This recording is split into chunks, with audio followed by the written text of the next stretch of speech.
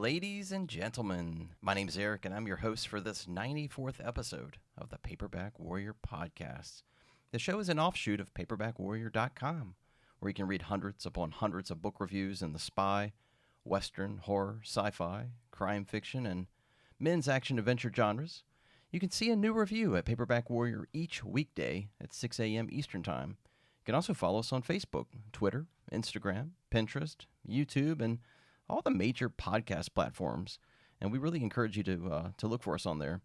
Now, today's show is just me. Now, normally, as you probably know, Tom has an audio recording that he likes to send over for each episode, and sometimes he's simply in the same room with me. But Tom and I talked, and he was hoping to record a segment for this episode, but he's just really busy with his new job as a consultant and savvy private eye.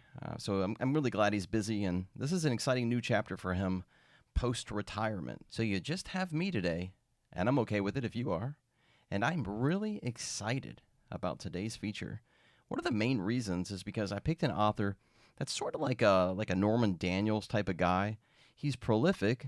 Everyone's seen his literary works, maybe even read them, but a guy that doesn't really get a whole lot of attention. And I think that's really kind of sad. I'm talking about an author named Philip Ketchum. Don't worry, you may not be familiar with the name, but by the end of this feature, you're going to have a scratch pad or a note section of your smartphone or tablet, and it's going to be packed with book titles. Trust me. I'm also really proud of this feature because, man, the research consumed, probably like 3 complete days. I probably got like 20 plus hours of research into this thing. Lots of hard work and patience went into it, but that kind of brings me to another subject that I wanted to bring up. Paperback Warrior doesn't hide content behind a paywall, but we have expenses. As our accountant, I have to pay our hosting bill each month, as well as our graphic design software subscription, our text editing software, which I pay each month, and the once-a-year payout to Google just to have a domain. The few donations we do receive are absolutely appreciated, and I want to thank you for that. David Kowalski, Bob Dice are both super fans, and they contribute monthly, and I really appreciate them both. In committing the time and energy into the blog, social media posts, this show, and just all the research and art design, man, it just sucks the time dry. And you know, time is money, so I don't say this often, but if you do want to contribute a small monetary amount, you can do that on the desktop version of paperbackwarrior.com, top right-hand corner. If you can afford some spare change, we love it. But if you can't, and just want to listen, we love that too. Don't sweat it. You can always support us by maybe retweeting some of our tweets or sharing some of our social media posts or simply by spreading the love by word of mouth. But besides the feature, I'm going to also review Philip Ketchum's 1967 paperback western called Wyoming. And I'm also going to talk about a sort of a newish noir book back from 2013 called Corrosion. And it was written by an author named John Bassoff. But first, I've been doing some shopping lately, and I wanted to share some of my findings with you. My wife and I went south recently to Port Orange, Florida. It's just a hop, skip, and a jump south of Daytona Beach. And there's a book rack store there, and I was kind of in the vicinity of that area, so we decided to stop in. The book rack is a chain of bookstores, and we've talked about them on the show before. This particular store smartly caters to the tourist crowd that frequents the nearby Port Orange Lighthouse, as well as the awesome beach scene there. So needless to say, the store is stacked with bestsellers like Nora Roberts, Harlan Coben, James Patterson, Stephen King, and the popular action authors like Clive Cussler and Robert Ludlum. You're going to get tons and tons of that stuff. What I'm getting at is this store isn't getting too far off track from what sells the most. You aren't going to find ace doubles or Fawcett gold medal books or anything like that. My guess is that at some point they probably had these books and Tom visited the store and he just bought all of them. Tom has been to that store multiple times over the last few years and I think he's cleaned them out. But the store has a great selection of fantasy, science fiction novels, and the store owner, she does a really good job of placing a rubber band around an entire series. And I believe she had a complete set of the Rogue Angel books that Gold Eagle published back in the late 90s, early 2000s. I've heard author Paul Bishop say some positive things about the Rogue Angel series. There was also a good selection of Star Trek novels, And the horror section was really interesting. She had books on the shelf from smaller publishers, which I thought was really cool. But there's also a self-published section offering all sorts of genres. I purchased 4 books that I want to tell you about. The first is a Lee Florin Western called Riders of Death. This was published in 1970 by Unibook with a Steve Holland cover. The book is actually a reprint of the 1944 hardback Cottonwood Pards, which was published by Phoenix. If you aren't familiar with Lee Florin, he wrote over 1,000 short stories and 130 novels in his career. His first published story was in 1939, and he also wrote under a lot of different pseudonyms, so you're going to find him sort of populating bookstores everywhere with all of his names. We'll probably do a feature on him at some point, but I was really glad to get this Western, and hopefully I can give it a try really soon. The second book I bought is another Western paperback called Trail of Lost Skulls. It's written by Nelson Nye, and the book was originally published by Ace back in 1967. This version of the book is a 1975 Manor reprint. And like Lee Florin, Nelson Nye was another one of those highly prolific Western authors. His first published story dates back to 1936, and he was also a co-founder of the Western Writers of America, which he was also president of as well. What's really interesting about the premise of this book is that all the gunmen are trying to find a treasure, but the unusual part is that the treasure isn't gold or money stolen from, like, the Confederacy or anything like that. It's dinosaur bones. Imagine that, dinosaur bones. Thus, the name of the book, Trail of Lost Skulls. I'm really going to make it, one of my next reads in my, long stack of, or my tall stack of to-be-read books. But hopefully, I can get to this one really quick because it looks fabulous. Switching gears to horror, I bought a 1994 paperback called Prank Night. It's authored by David Robbins, and you guys probably know David Robbins. He was a prolific author that penned series titles like Blade and Endworld. He's wrote a number of books in the Mac Bolan universe, as well as using the house name of Ralph Compton to write some Western titles. He broke into the business with horror way back in 1982. His horror novel Blood Cult was published by Leisure. He's still writing today. He's still really prolific. Anyway, Prank Night is about a horror writer who returns back to his hometown and confronts some sort of evil. The book is 365 pages. It's set in and around Halloween, and it's David frickin' Robbins, so I'm really looking forward to reading it. The last book, and then I'm going to shut up about my shopping trip, but this last book is also a horror novel, and it's called The Death House. It's authored by Sarah Pinborough and published by Titan in 2015.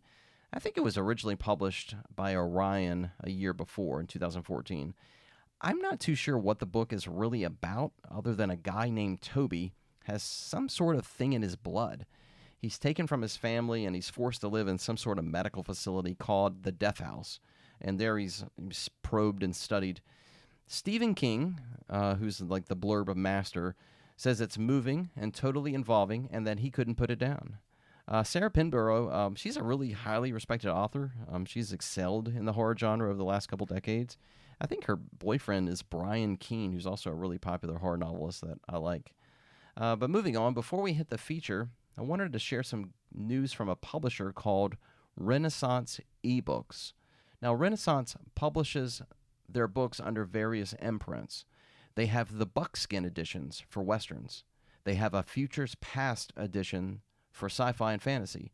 They have a crime-noir, crime fiction, and mystery imprint called Deerstalker Editions. Now, their contact, Jean Marie Stein, she shared some really cool information with me last week. The publishers made a deal with William Fuller's estate to reprint the Brad Dolan series in paperback, ebook, and audio versions. Now, we've reviewed a couple of William Fuller's novels at paperbackwarrior.com, and we've talked about the author here on the show. Between 1954 and 1959, he wrote a total of 6 mystery paperbacks for Dell about an American playboy named Brad Dolan who finds mystery and adventure while bumming around the Caribbean in his rickety old houseboat. Tom reviewed the 5th entry in the series, which was called Miami Manhunt, back in 2018, and he really liked it. In fact, I do believe the publisher is using part of Tom's review as a blurb for that book. Again, the publisher is Renaissance Ebooks, and the imprint is called Deerstalker Editions. If you go to the website, let me pull it up here. If you go to the website pageturnereditions.com, you'll see the publisher's impressive catalog. Be sure to check them out. They're doing some great stuff over there.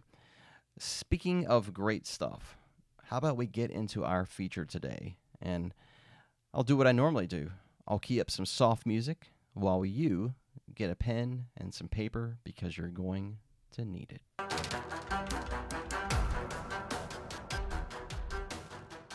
As an introduction, Philip L. Ketchum was born in Trinidad, Colorado on October 19, 1902. He graduated from the University of Denver, and according to my research, I think he did additional studies at Long Beach State College in California and also NYU. He then obtained a career in social work, and believe it or not, he worked an entire decade as a social worker in both Denver, Colorado, as well as Tucson, Arizona. And it was sometime during this career that Ketchum obtained the writing bug and began writing short stories as a side job. Sort of like what I did with my feature on Norma Daniels, I'm going to divide this feature up into two sections. The first half is going to be about Ketchum's crime fiction career, and the second half is going to focus on his westerns. At the halftime mark, we're going to briefly discuss his fantasy series. So let's get into it with his crime fiction career first. In the late 1920s, Philip Ketchum found his short stories finally published. But Ketchum was really smart about it. You see, he knew how the pulp industry worked, and he knew he needed to create a character that he could sell to all the various pulp magazines. So Ketchum creates a character called Captain John Murdoch. He even places Murdoch in a fictitious big city called Central City. And it's in these stories that Murdoch is the chief of detectives, and he's assigned desperate cases by Police Commissioner Bruce Caldwell. Murdoch's partner is Bert Andrews, and there's like recurring criminal characters like a guy named Joe Bruner, for example. Now, from what I understand, these stories are exceptional, and they really help to evolve the private eye detective from what Black Mask was already doing in the mid to late 20s. Now, it's important to know that Ketchum used a pseudonym of Carl McSanders to write these Captain Murdoch stories. Carl with a C, McSanders is kind of odd. It's capital M, lowercase c, uppercase K, space Saunders, Saunders. He used that name to write the Captain Murdoch series. The first Murdoch story appeared in the 1929 October issue of the Dragnet magazine, and that magazine eventually became Detective Dragnet magazine. Ketchum authored over 60 Murdoch stories from 1929 through 1949. These first 11 stories were featured in the Dragnet publications. The remainder of the stories appeared in the 10 Detective Aces monthly magazine. Now, thankfully, Black Dog Books out of Illinois, they've collected a bunch of these stories into one volume called Juggernaut of Terror, Cases from the Career of Hard-Boiled Captain John Murdoch. And this collection, from what I can tell, this collection is available for about $20 through Amazon, and it's got 20 Captain Murdoch stories inside of it. So let's move on. Ketchum is a social worker. It's the late 1920s, and he's begun to be published by the pulps. Of note, he wrote 3 stories in 1929 that actually didn't feature John Murdoch, but used the McSanders pseudonym. His first 2 stories appeared in January and April of Dragnet magazine, and there was a third one in May in Murder Mysteries. But everything after that, written as McSanders, was mostly a Captain John Murdoch story. There's a few standalone crime fiction stories he wrote under that pseudonym, but again, most of those feature the Murdoch character. So when does Philip Ketchum actually use his name? According to my research, I show his actual name appearing on his short story, The Dead Whisper. It was published in the July 12, 1930 issue of Detective Story magazine. Philip Ketchum was on fire in the 1930s, and he produced short stories for pulps and magazines like Gangster Stories, Clues, Underworld Detective, Black Book Detective, Thrilling Detective, Popular Detective, Detective Tales, Thrilling Mystery, Double Detective. You get the idea. That's not to mention all the Captain John Murdoch stories he's cranking out every month or two. And in the 1930s, he had over 100 stories published. That isn't even counting the huge amount of stories that he was writing for the Western pulps. This is just the crime fiction stuff. It's not surprising that Ketchum quit his day job around 1938. He left a career of social work and became a full-time writer. In the 1940s, Ketchum was just as productive. He just kept cranking out the Murdoch stories in between writing shorts for all the leading pulps of that era. He also created a pseudonym of L.B. Sharkey, and he wrote stories using that name for Lone Wolf Detective magazine in 1940. In terms of just crime fiction short stories for the magazines, digest, and pulps, Ketchum would still continue to write those. He was averaging about 6 or 7 a year in the 1950s for publications like Black Mask, Man Trap, Saint Mystery Magazine, Alfred Hitchcock Mystery Magazine, and all the normal detective pulps he had already been contributing to for the last decade or more. Now, on a personal note, Ketchum announced in a 1943 issue of Blue Book that he was married with a son and daughter, and the family was living in Monrovia, California at that time. There's not a lot of photos out there of Ketchum, but in a 1947 issue of Blue Book, Ketchum describes himself as being bald, haggard, Indian brown, and needing a shave. I thought it would be fun to pull a few of his short stories from the various magazines and just give you some capsule reviews and thoughts. I know we have a lot to talk about with his novels, but I really wanted to drill down on some of the short stories and offer some reviews of those. The first one is called The Good Neighbors. It was included in Black Mask magazine in November of 1952. Just to give you an idea of Ketchum's peers in this magazine, in this issue, you've got John D. MacDonald, Talmadge Powell, Richard Deming, Lawrence Heller, just to name a few. But in The Good Neighbors, Mary and her husband Jim live in a quiet suburban neighborhood. At night, they constantly argue about their finances and the fact that their precious young son died from a disease. In this story, the two are fighting one night and Mary walks out the front door and she goes for a walk through the neighborhood. When she returns, she finds that Jim has been stabbed to death. The knife is still in his body. So Mary attempts to help him, and in turn, she gets her prints on the knife and gets blood all over her clothes. She then calls the police, and when they arrive, they immediately book her for killing her husband. But she didn't do it, and thankfully, a homicide detective named Carahan gains a hunch that she is completely innocent, despite the commissioner declaring it an open and shut case, with Mary as the obvious murderer.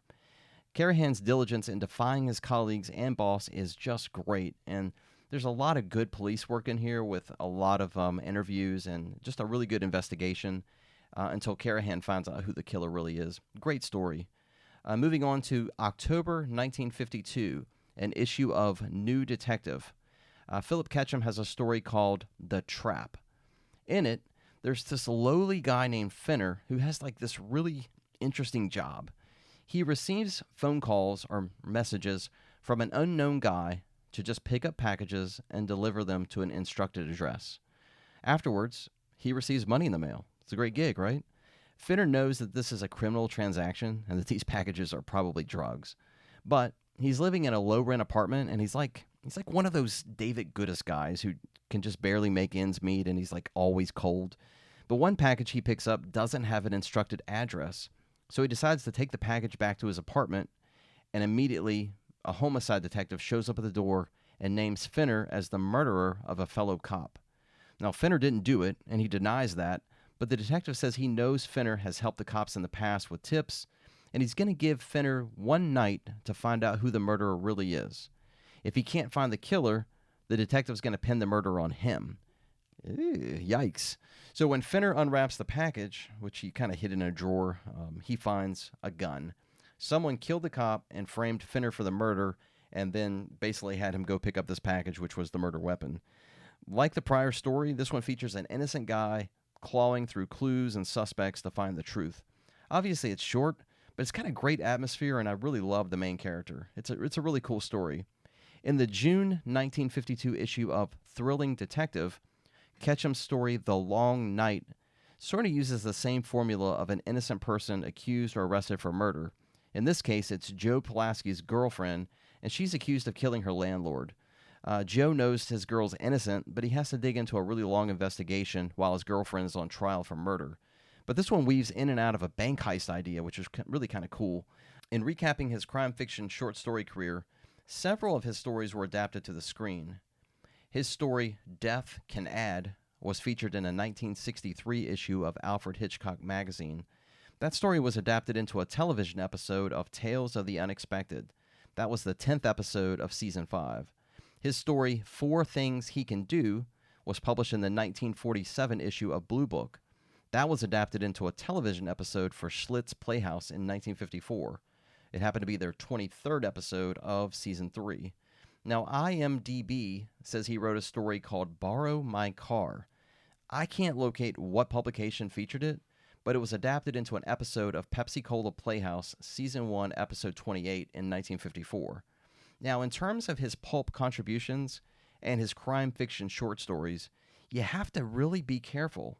The reason is that there's another author out there named Richard Ferber, and he created a pseudonym of Philip Ketchum. This was all around the same time. This really complicates things because the murky archives will sometimes list stories by Ketchum that were really written by Richard Ferber under that pseudonym. Now, Ferber wrote crime fiction and westerns, and he also used the pseudonym of R. Watkins Shattuck. I might have more on Ferber in a future episode. I've just got to learn more about him, and I've never read his work either. I'd like to. We've talked about Ketchum's crime fiction stories, and I think you can now successfully pass a test if you're ever asked to take one. The next logical step is his crime fiction novels. The first of those was the 1938 hardback novel Death at Dusk. It was published by Phoenix. Following that was the 1939 hardback Death in the Night, also published by Phoenix. Now get this, the very first Dell paperback, listed as number 1, was Ketchum's Death in the Library from 1943. In Death in the Library, Ketchum creates this really cool detective named Stephen Barth. And it seemed like Ketchum had a great hero here that he could have inserted into future crime novels. But Barth only appears in this one book. Ketchum also has a 1946 novel called Kill at Dusk, and it was published by Red Dagger Mystery. Now, from my research, beyond those 4 full-lengths, I'm not sure that Ketchum wrote any other crime fiction novels. And that's going to wrap up Ketchum's crime fiction career. I want to talk about not westerns, not crime fiction, but his fantasy stuff. And it's not that much. When people talk about Philip Ketchum, 3 things typically come up. His Captain John Murdoch character, his western novels, and a 1939 fantasy series called Bretwalda. Bretwalda is Bretwalda if you're making a list. Let me explain. Beginning in the February 1939 issue of Argosy, Ketchum introduces the Bretwalda series. It ran 12 issues of Argosy from February through December of 1939. The story starts in the 9th century while the Danes are raiding England. The blacksmith of this English village creates a supernaturally endowed battle axe called Bretwalda. Each story is an adventure as generations of Britons use this magical axe to defend their country. In 1955, Little Brown and Company, which I think was out of Boston, compiled all of these Bretwalda stories together in one hardcover called The Great Axe Bretwalda. And as you can imagine, that book goes for hundreds of dollars. Thankfully, Altus Press created an omnibus in 2015 simply called Bretwalda. It's available in physical and Kindle versions and contains the entire Bretwalda series. Also, in terms of fantasy or historical fiction, Ketchum authored a Viking story called The Axe Bites Deep in Worldwide Adventure, Issue 5, 1968. He also authored a novel called Women in Armor, which is a historical sort of Viking story, and it was published by Avon in 1963. Now, non-fantasy related, but also not Western or crime fiction, was one novel that Ketchum wrote in the medical fiction genre. The book is called Quartet in White, and it features some really cute nurses on the cover. It was published in 1963 by Neva. Neva is N-E-V-A. That publisher was best known for their adult titles under the Playtime imprint. Now, to my knowledge, Neva only printed 4 medical fiction paperbacks, and this was one of them. Okay, halftime show over, music done. let's move into the second half of our feature, which is Philip Ketchum's Western stories and novels. And man, there are a ton of them. I can trace Ketchum's Western short stories all the way back to 1934. He probably even had some of those stories published prior to that date. When we talk about his Western storytelling, man, he was really sought after by the pulps and magazines. For 4 decades, he wrote Western stories for the likes of 10-Story Western, Thrilling Ranch, Max Brand's Western, Western novels and short stories, Best Western, Big Book Western. Remember, this was all while he was writing hundreds of crime fiction stories. He was really, really productive. Now, his story, Pablo's Well, was featured in Short Stories magazine in the April 10th, 1947 issue. That story was adapted into a TV episode of Chevron Theater, Season 1, Episode 51 in 1952. His story, The Town in Hell's Backyard, was published in the March 1939 issue of 10-Story Western magazine. That story became the 1942 Western film Devil's Trail. Now, like any pulp author of the mid-20th century, Ketchum followed the trend and transitioned into full-length paperbacks by the early 1950s. He was still writing his short stories, but full-length original paperback novels were red hot, and he cashed in at that time. Ketchum had his Western novels purchased by the likes of Berkeley Medallion, Ballantine, Ace, Signet. As far as I can tell, his first Western paperback may have been Texas on the Prod, published by Popular Library in 1952. Now, for those of you who like lists, and I love lists, here's a breakdown of his novels by publisher. You can fast forward if this doesn't interest you, but I always like these. So starting with Ace. With Ace, he had Ghost Riders, 1964, Gun Code, 1966, Mad Morgan's Gold, 1969, and Cougar Basin War, 1970. With Avon, he had Apache Dawn, 1960, he had Men of Monarch, 1968, and Hardman, 1969. Ballantine, Night of the Coyotes, 1956, Harsh Reckoning, 1962, Half-Breed, 1969, Buzzard Ridge, 1970, Rattlesnake, 1970, Judgment Trail, 1971. Eagle, 1954 is The Gun Law, 1956 The Longhorn Stampede, 1956 The Elkhorn Feud, 1956 The Big Gun. Now, Fawcett Gold Medal published one of Ketchum's Westerns, 1958's Feud at Forked River. Hillman in 1960 with Gunsmoke Territory. Now, Popular Library was a big publisher for him. For Popular Library, he had Texas on the Prod, 1952, Saddle Bum, 1953, Guns of the Barricade Bunch, 1953, Texas Gun, 1954, Desperation Valley, 1955, Six Gun Maverick, 1957, Decision at Pivy Wells, 1959, Rider from Texas, 1961, and Dead Man's Trail, 1964. Now, beyond those, Lyon published a book called Gunslinger in 1955. This is a compilation of stories from Joseph Chadwick, Gardner Fox, and Philip Ketchum. Now, perhaps the most popular Ketchum novel of all time is the 1962 novel adaptation of the film Support Your Local Sheriff. I'm sure probably a lot of you have seen it. This was a really popular Western starring James Gardner. This also wasn't Ketchum's only experience with TV and cinema. In 1956, Ketchum authored Wyatt Earp, Bad Town Roundup, which was published by Whitman and tied into the television show Wyatt Earp of that time.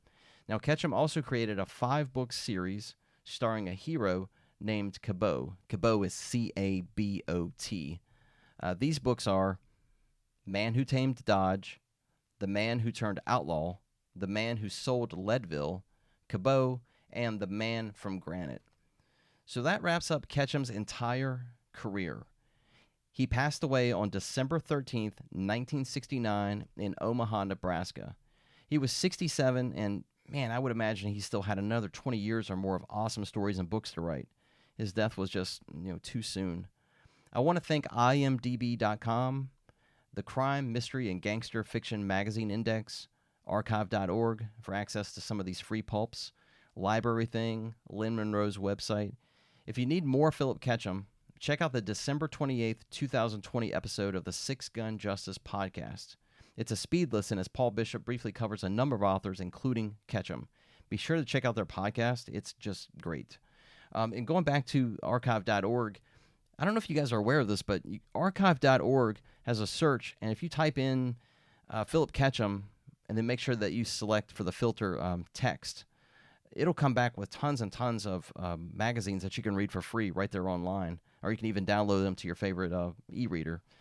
So I was reading a lot of those short stories right off of archive.org for free. I didn't pay a dime for any of them. So, okay, folks, finishing up this feature, I've got Philip Ketchum's 1967 Western paperback called Wyoming. It was published by Ballantine. The premise is that after the Civil War, Dan Morgan headed west to carve out a frontier living, like a lot of guys from post-Civil War. In Wyoming, Morgan finds this really nice spread of wilderness, and he begins to make a home. After clearing land, planting potatoes, building a cabin, Morgan goes out and purchases some horses and cattle. So he's really kind of settling into his new existence. So as he's exploring the countryside, he stumbles upon an old wagon road and a widowed woman named Cora. She explains to Morgan that her husband was killed a few days ago, and now she's left with the horse and wagon. Morgan tries to help the woman, but she's defiant and tells him she's just going to sit there and wait for someone to come by that can take her to Oregon. Morgan is totally confused by her logic, but hey, she's a woman. She's hell-bent on what she wants to do, so he leaves her alone. After settling into this new wilderness life, 2 gunmen ride onto his property and frickin' shoot him. The men burn down the cabin, steal his animals. What a bunch of jerks. Shocked by these heinous events, Morgan is shot and left with nothing, and he's forced to walk through the wilderness. So he's unarmed, he's got no supplies, no horse, so the only thing he can possibly think of is going back to Cora's wagon. But this time, the roles are going to be reversed. He now needs her. So Morgan and Cora make a deal. She will provide him everything she has, but herself, in exchange for the horse, wagon, supplies, and valuable gun. The two will form a business partnership. She will help Morgan rebuild in exchange for 50% of the farm's eventual profits. So, man, he's between a rock and a hard place, and he's got to accept the deal. He has no choice. So he accepts the deal, and so the two go to work immediately, and they start rebuilding his cabin, and they begin to settle in, and again, the riders come. And Morgan's really kind of smart about it this time, and he realizes that the riders are going to come and burn him out. So Morgan and Cora flee to this little small town called Wyoming City as their cabin and all their supplies burn up again. Man, Ketchum he's just a really good writer, and I was just glued to the action and plot of this story. Morgan's desperation to make a living in like this rugged wilderness it was just really admirable. I loved his determination. When he finds that a land baron named Gilby is cheating potential landowners, the book's second half ratchets up the gunfire and intensity. And this is kind of something that there's a few reviews out there of Ketchum's work, but this is one of the things that people like to point out about Ketchum, especially in this story. Perhaps the most intriguing portion of the presentation is that Cora plays a really unique role in the story. So unlike, say somebody like Louis L'Amour, for example, Philip Ketchum places more responsibility and value on his female characters. So instead of the traditional hero coming to the aid of the widowed woman, Ketchum spins that. So Cora and Ketchum don't immediately have a romantic relationship, if they ever, but instead are relying on each other as 50-50 business partners. Cora is iron-willed, independent to a fault, and a tremendous fighter. And in the mid-20th century, Western authors didn't really place a strong emphasis on female characters. And I really liked what Ketchum did with this sort of against-the-grain direction. Overall, Wyoming is a fantastic Western, chock full of violence, action, mystery, and this really unique character development. It also questions the protagonist. Is he vengeful, or is he just wanting to be self-righteous? While not as crafty, I think Philip Ketchum is comparable to Arnold Hanno. The two authors have this really abstract presentation of the traditional Western formula. It's a little bit more of a psychological thing, and I really like that. Alrighty, so if you're still hanging with me after all of the Philip Ketchum talk, and you're still with me, I've got one more review for you, and it takes the show in a totally different direction. I'm reviewing a short novel called Corrosion, and here's the scoop on it. The book's author is John Bassoff. He teaches high school in Colorado, but he's also an incredible author. He's had 8 books published thus far, including a critically acclaimed novel called The Disassembled Man, which is scheduled for a film adaptation starring Emile Hirsch. But my first look at Bassoff's literary work is this book, Corrosion. It was originally published in 2013, and it's now available in both physical and digital formats through the publisher Down and Out Books. Now, Corrosion is sort of a noir novel. It's got crime fiction overtones, and I could even say it has a little bit of a fantasy feel to it as well, a darker one. Plenty of online reviews compare Bassoff's writing to Cormac McCarthy. Cormac McCarthy wrote No Country for Old Men, if you're not familiar with him. I mean, I can't really say I've ever read a book quite like Corrosion. The book is set in a rural mountain town that's just really poor, depressed. It's just a place no one wants to live in. And it reminds me of some of the places I've visited in rural parts of West Virginia. Now, this book is featured in two halves, with each half of the book presented from a different character's viewpoint and also a different time period for each half. But trust me, they are connected. The first half is told by Joseph Downs.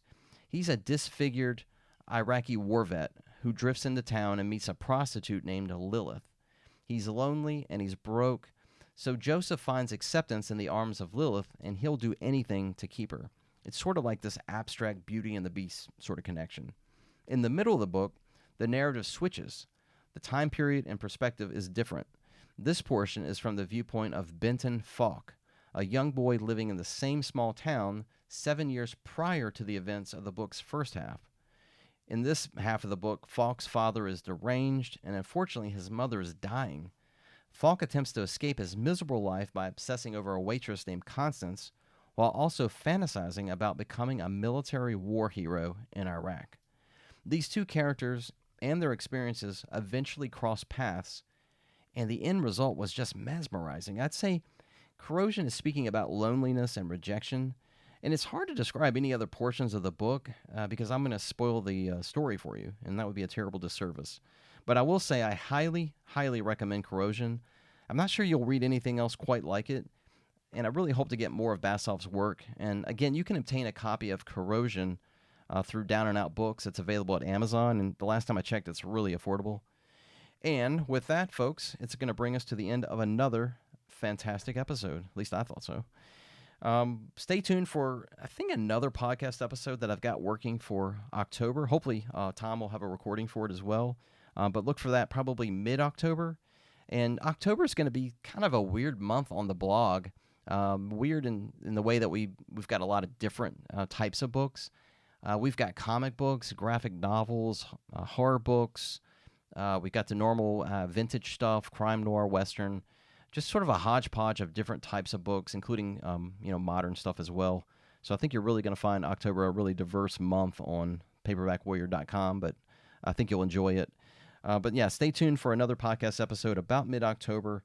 Again, follow us on social media. Send money. Christmas time's coming, and we've been good to you this year. On behalf of Tom and myself, we wish you the best and see you next month. Take care. Bye-bye now.